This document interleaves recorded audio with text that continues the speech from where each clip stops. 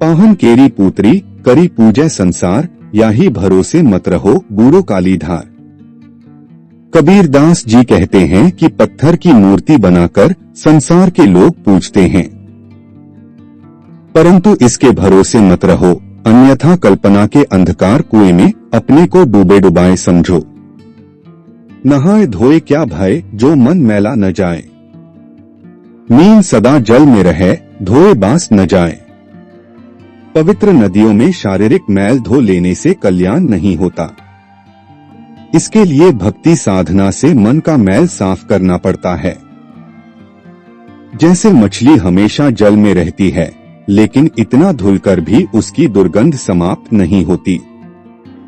जब गुण को गाहक मिले तब गुण लाख बिकाई, जब गुण को गाहक नहीं तब कौड़ी बदले जाई। कबीरदास जी कहते हैं कि जब गुण को परखने वाला ग्राहक मिल जाता है तो गुण की कीमत होती है, पर जब ऐसा ग्राहक नहीं मिलता तब गुण कौड़ी के भाव चला जाता है। पानी कर बुदबुदा अस मानुस की जात, एक दिन छिप जाएगा ज्यों तारा प्रभात। कबीरदास जी कहते हैं कि जैसे पानी के बुलबुले, इसी प्रकार मनुष्य का शरीर क्षणभंगुर है। जैसे प्रभात होते ही तारे छिप जाते हैं, वैसे ही ये देह भी एक दिन नष्ट हो जाएगी। कबीर मंद पंछी भया, जहां मन तहां उड़ी जाई, जो जैसी संगति कर सो तैसा ही फल पाई।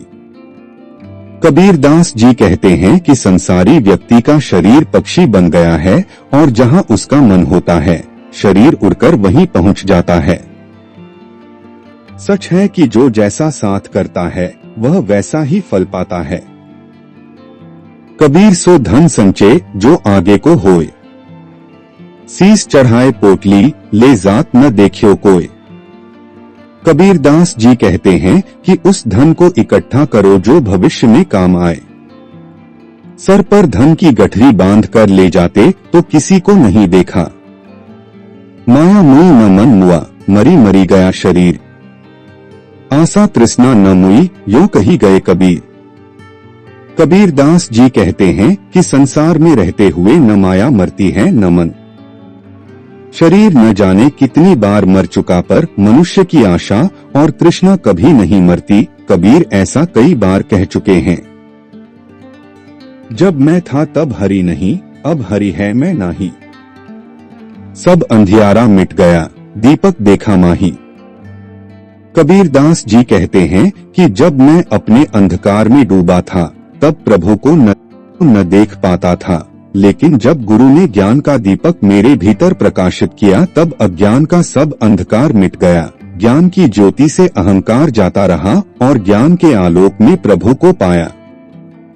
एक दिन ऐसा होएगा सब सू पड़े बिछोह, राजा राणा छत्रपति सावधान किन होए। कबीरदास जी कहते हैं कि एक दिन ऐसा जरूर आएगा जब सबसे बिछड़ना पड़ेगा। हे राजाओं, हे छत्रपतियों, तुम अभी से सावधान क्यों नहीं हो जाते? चाह मिटी चिंता मिटी मनवा बेपरवाह, जिसको कुछ नहीं चाहिए वह शहंशाह। कबीरदास जी कहते हैं कि इस जीवन में जिस किसी भी व्यक्ति के मन में लोभ नहीं, मोह माया नहीं, जिसको कुछ भी खोने का डर नहीं, जिसका मन जीवन के भोग विलास से बेपरवाह हो चुका है, वही सही मायने में इस संसार का राजा महाराजा है। मक्खी गुड़ में गड़ी रहे, पंख रहे लिपटाए, हाथ मेल और सिर ढूंढे, लालच बुरी बलाए।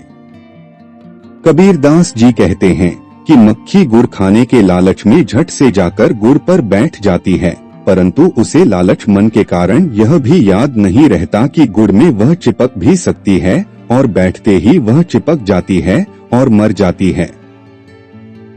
उसी प्रकार लालच मनुष्य को भी किस कदर बर्बाद कर सकती है, वह सोचना भी मुश्किल है।